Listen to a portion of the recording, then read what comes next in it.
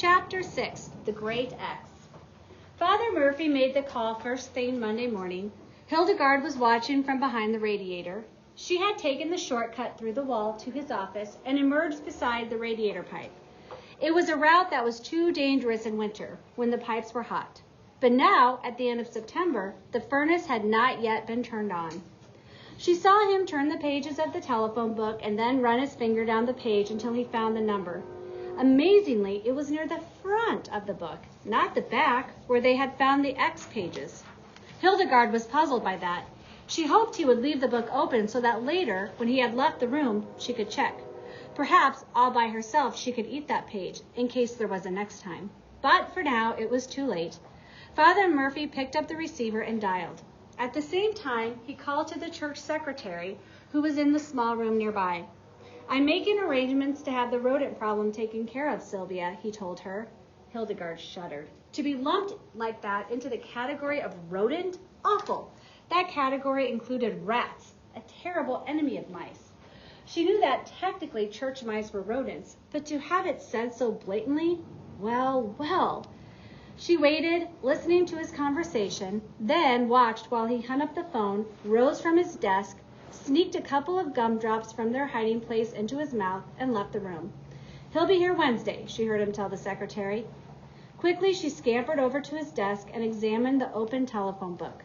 Too late for this time. The church mice would have to deal with Wednesday and what it would bring. But next time, if there was ever a next time, they'd better be prepared. The page was in the E's, and there it was, a little boxed ad with silhouettes of mice displayed. Not very well drawn, she observed. The ears were too small and the noses overly pointed, giving the silhouettes an evil appearance. And she could see immediately the mistake they had made. The person Father Murphy had called was actually the X-Terminator. So it was X, not X. Well, live and learn. And Hildegard had an X of her own now to plan, she realized. A special kind of X she had learned about from listening to readings from the Bible. She had saved this word for the moment it was needed, a moment she had hoped would never come. She grabbed a gumdrop, a green one, her favorite flavor, no sense wasting the opportunity, and scurried back across the room and down into the radiator pipe opening. When she reached the undercroft, she went first to her secret place. Everyone knew about her napping place in the sacristy, and most of the mice knew, too, that she slept in her night nest under the organ pedal. But no one knew of this secret place, behind the breaker panel, where she hoarded small treasures. Carefully, she stowed the green gumdrop there, arranging the pile of gold threads. She had unraveled them one by one from Father Murphy's vestments. She was so attracted to gold, and a red satin ribbon that had come loose from a prayer book. Then she hurried away because she had to work to do. There was so little time and so many mice, but they had trained for this. She would start by announcing the biblical word and having it passed on. Oddly, it seemed to go well with that other word, exterminator. Hildegard took a deep breath, then loudly she made the announcement, Exodus. Dutifully, because they had been taught the procedure, the mice passed the word along, calling to one another, so that the message made its way throughout the interior of the church walls.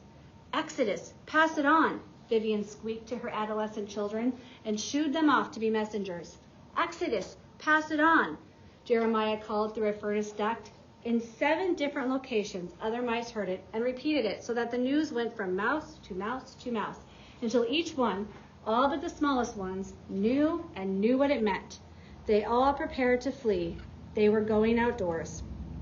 Monday night was spent organizing, collecting food, hiding evidence of their existence, and instructing the little ones who were caught up in the excitement but didn't know why. "What's Exodus?" the small mouse named Harvey kept asking. He was an annoying little fellow with a very whiny voice. "What's Exodus? What's Exodus?" When his mother, busy with other things, didn't reply, he scampered about and bothered everyone else. Finally, someone told him to go find Ignatius. "Ask Ignatius," they said. "He'll explain." Ignatius was very old, but new to St. Bartholomew's. He had lived for a long time at the university library and had become a church mouse quite by accident when he had foolishly crawled into the pocket of an overcoat that was draped across a chair during a lecture. He had fallen asleep there. Next thing he knew, the overcoat and its owner, Father Murphy, transported him to St. Bartholomew's, and he had been there now for several months. It wasn't much different from the library, actually. Pocket crumbs to eat still, and he had made himself a nice nest from some shredded hymnal pages. He wasn't fond of crowds and tended not to attend meetings. On the night Hildegard had gathered the Mouse congregation in Father Murphy's office, he had stayed behind, eaten some small tobacco flecks that he'd been saving, and gone to sleep. But he understood what was happening now and was preparing, like the others, to leave. Harvey, the little whiny mouse, sought him out and pulled at his tail to get his attention. There were few things Ignatius hated more than having his tail yanked. He turned irritably and said, "What?" "They told me to ask you what Exodus means." Harvey folded his paws politely and looked up with big eyes. "Departure," Ignatius replied. "It's Greek." Actually, he could forgive a tail yank if someone was genuinely seeking knowledge, and he remembered Greek fondly from the university library. He had nibbled quite a bit of Greek, an ancient language. "Greek?" Harvey giggled and said it several times. "Greek? Greek?" It was so close to squeak that it amused him. Ignatius gave him a meaningful dark look, and he subsided. "It means the departure of large numbers." "Of mice?" "In this case, mice." "Why?" Ignatius sighed. He knew that once a young one started with why, there could be many whys to follow. "Because we're in danger. We have to escape." "To where?" "Outdoors." Harvey squealed nervously. "Outdoors?" Ignatius held up one paw in a stop gesture because he could see that Harvey was about to ask why again. Ignatius liked imparting knowledge, but he found a litany of whys annoying. "Go," he said. "Stay with your mother and siblings. If you run off by yourself, you might never find your way back here. I myself made a foolish mistake once in leaving the university library, and," he stopped himself, "too long a story, not of interest to young ones." "Oh, we're coming back?" Harvey asked. "Of course, when the danger is past. Now go." So Harvey scampered off to find his mother, chattering away, telling everyone what he had learned. It means departure. We're going away in a large group to outdoors. We're escaping danger. We'll be coming back. It's Greek. Greek's an ancient language. Until finally someone swatted him on his rear and told him to shut up. They all slept on Tuesday all day, preparing themselves for what lay ahead. Then it was Tuesday night and time to go. They left under cover of darkness, led by Hildegard, with Friedrich and Jeremiah dashing along the side of the procession, back and forth, keeping everyone in order and silent. No singing aloud. Mothers helped their children. Even Harvey was quiet and wide-eyed. Then, silently, they flattened themselves, and more than 200 mice squeaked under the heavy wooden front doors of St. Bartholomew's, out into the night, into outdoors.